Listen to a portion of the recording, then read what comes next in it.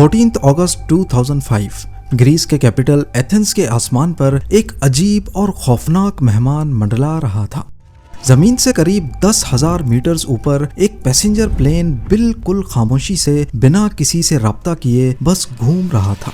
इसमें खौफ खाने वाली बात यह थी कि पिछले 2 घंटों से ये प्लेन किसी भी कंट्रोल टावर के मैसेजेस का कोई जवाब नहीं दे रहा था। एथेंस की आबो हवा में खौफ फैल चुका था। क्या ये कोई टेररिस्ट अटैक की तैयारी थी या फिर कोई हाईजैकिंग इवेंट? इसी डर की वजह से ग्रीक एयरफोर्स ने फौरन अपने फाइटर जेट्स इसके पीछे रवाना किए। जब फाइटर जेट्स प्लेन के करीब पहुंचे तो प्लेन के अंदर होश उड़ा देने वाला मंजर देखा गया। मालूम ये पड़ा कि प्लेन के अंदर बिल्कुल खामोशी थी, कोई हरकत नहीं, कोई हलचल नहीं।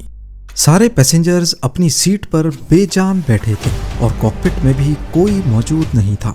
इसी दौरान F-16 के पायलट्स को प्लेन के कॉकपिट में एक शख्स दिखाई दिया जो बज़ाहिर पायलट नहीं दिखता था। वो कॉकपिट में इधर उधर घूम रहा था, जैसे कुछ ढूंढ रहा हो या कुछ समझने की कोशिश कर रहा हो। अगले ही लम्हे प्लेन अचानक एक तरफ झुका और तेजी से जमीन की तरफ उतरने लगा। कुछ ही मिनटों के बाद वो एथेंस के नॉर्थ में पहाड़ों से टकरा गया। इस हादसे में 121 पैसेंजर्स और क्रू मेंबर्स सब खत्म हो गए। पर आखिर ये सारा माजरा क्या था? प्लेन के अंदर कोई भी हरकत क्यों नहीं थी? पायलट्स और क्रू मेंबर्स किसी भी कॉल का जवाब क्यों नहीं दे रहे थे? और टेक ऑफ के बाद अंदर ऐसा क्या हुआ था जो बाद में एक खौफनाक हादसे की वजह बना? ये कहानी है हीलियोस फ्लाइट 522 की, जिसे घोस्ट प्लेन के नाम से भी याद किया जाता है। ज़ेम टीवी की वीडियोस में एक स्टॉप ओवर करना था। गर्मियों का मौसम था और ज्यादातर लोग साइप्रस से छुट्टियां मनाने निकले थे जो एथेंस में उतरने वाले थे। इस फ्लाइट के कैप्टन एक निहायत एक्सपीरियंस्ड शख्स थे। 59 इयर्स की एज में उनके पास 17,000 से ज्यादा फ्लाइंग आवर्स का एक्सपीरियंस था। फर्स्ट ऑफिसर भी 51 इयर्स के थे और उन्होंने भी 7,500 घंटे हवा में गुजारे थे। आमतौर पर ऐसे हादसों में क्रू की एक्सपर्टाइज पर जोर दिया जाता है, लेकिन इस केस में कहानी कुछ अलग थी। ये दोनों पायलट्स पहले भी कई फ्लाइट्स में एक साथ थे और फर्स्ट ऑफिसर ने अक्सर अपने दोस्तों और घर वालों से कैप्टन के दबाव और सख्त रवैये की शिकायत भी की थी। एयरलाइन को भी इस मसले का पहले से इल्म था। सिर्फ यही नहीं, फर्स्ट ऑफिसर के ट्रेनिंग रिकॉर्ड में भी ये बात सामने आई कि उन्हें चेक लिस्ट प्रोसीजर में परेशानी होती थी। ये एक ऐसी बात थी जो बाद में सबसे ज्यादा अहम साबित होने वाली थी। प्लेन एक 7 साल पुराना बोइंग 737-300 था। सुबह की ठंडी हवा में जहाज ने बिना किसी मसले के लार्नाका एयरपोर्ट से टेक ऑफ कर लिया। जैसे ही प्लेन 10,000 फीट से ऊपर गया, क्रू ने निकोसिया एयर ट्रैफिक कंट्रोल से राब्ता किया और कैप्टन ने 34,000 फीट्स की बुलंदी पर उड़ने की परमिशन मांगी, जो उनको मिल भी गई। मगर जैसे ही जहाज 12,000 फीट्स के एल्टीट्यूड तक पहुंचा, अचानक कॉकपिट में एक अलार्म बजना शुरू हो गया। ये अलार्म वही था जो अक्सर टेक ऑफ से पहले जमीन पर बजा करता था जब जहाज की टेक ऑफ कॉन्फ़िगरेशन में कोई मसला हो। इसी वजह से दोनों पायलट्स हैरान थे कि वो इसे हवा में क्यों सुन रहे हैं। 90 सेकंड्स के बाद कैप्टन ने अपनी एयरलाइन के ऑपरेशन सेंटर से राब्ता किया और उन्हें टेक ऑफ कॉन्फ़िगरेशन वार्निंग के बारे में बताया। उन्होंने ये भी कहा कि वेंटिलेशन कूलिंग फैन की लाइट्स बंद हैं और मजीद पूछा कि इसके सर्किट ब्रेकर्स कहाँ मौजूद हैं। जमीन पर मौजूद इंजीनियर ने जवाब दिया कि वो लाइट्स तो वैसे भी बंद ही होनी चाहिए और वो सर्किट ब्रेकर कैप्टन की सीट के पीछे मौजूद है। इंजीनियर ने जब कैप्टन से मसले की तस्दीक करने को कहा तो कैप्टन ने कहा कि वो बंद नहीं है। पायलट का ये जवाब इंजीनियर को बिल्कुल समझ नहीं आया।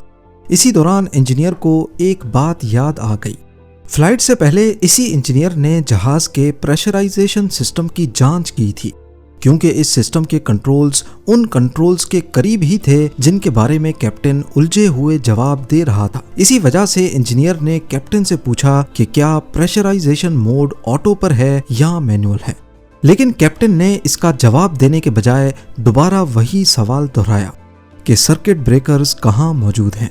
इस गुफ्तगू के दौरान प्लेन के अंदर पैसेंजर्स के ऑक्सीजन मास्क नीचे गिर चुके थे। इसके थोड़ी देर के बाद हीलियोस ग्राउंड ऑपरेशंस का प्लेन से राब्ता टूट गया। देखते ही देखते जहाज 34,000 फीट्स पर पहुंच गया और अब इससे राब्ता करने की तमाम कोशिशें नाकाम दिख रही थीं। अब हीलियोस ऑपरेशंस ने निकोसिया एयर ट्रैफिक कंट्रोल से राब्ता किया और कहा कि वो फ्लाइट 522 से कांटेक्ट करने की कोशिश करें।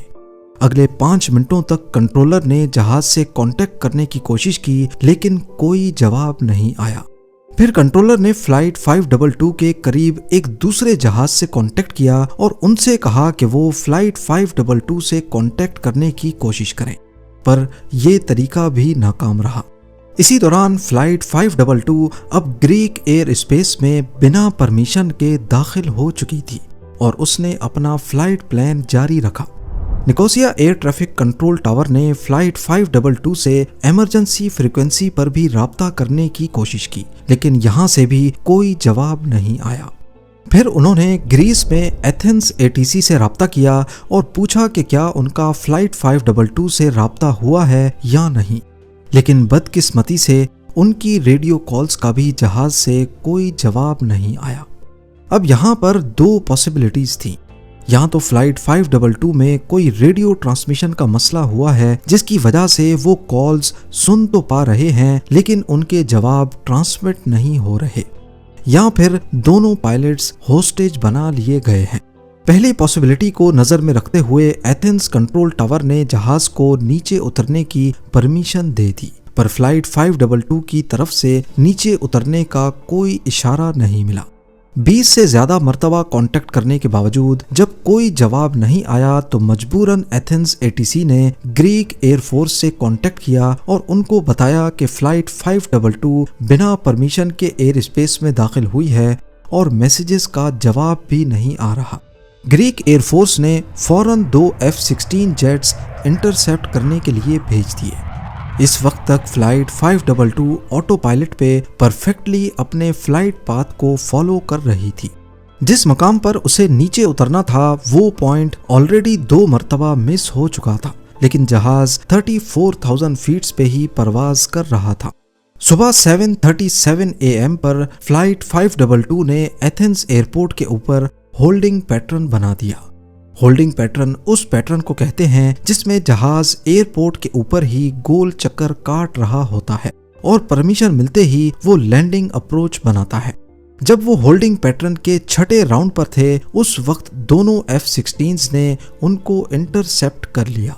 सुबह के ठीक 8:30 बज रहे थे। 2 F-16 में से एक पायलट ने काफी हैरान करने वाली रिपोर्ट दी। उनका कहना था कि फ्लाइट 522 के कॉकपिट में कैप्टन की सीट खाली पड़ी है।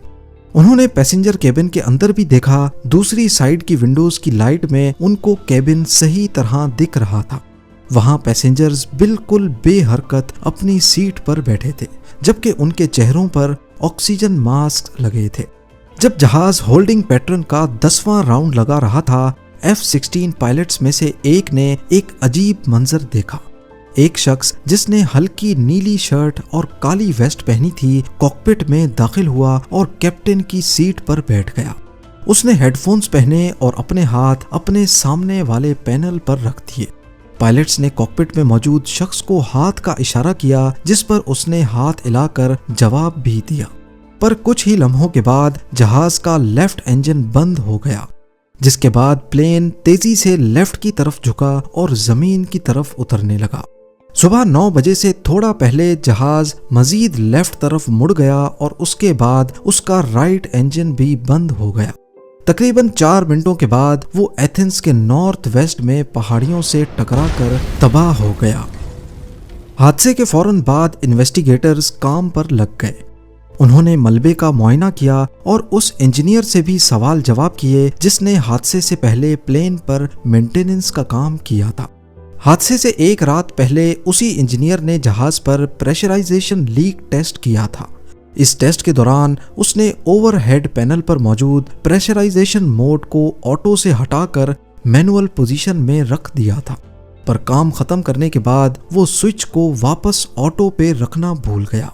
जहाज 34,000 फीट्स की बुलंदी पर उड़ रहा था और मैनुअल पोजीशन की वजह से उसके अंदर हवा का दबाव कम होना शुरू हो गया। कम प्रेशर में इंसानी दिमाग सिर्फ 10 मिनट तक काम कर सकता है और इस हालत को हाइपोक्सिया कहते हैं, यानी ऑक्सीजन की कमी। इसका सबसे पहला असर दिमाग पर होता है, जिससे कंफ्यूजन, सोचने की सलाहियत में कमी और आखिर में बेहोशी या मौत भी हो सकती है।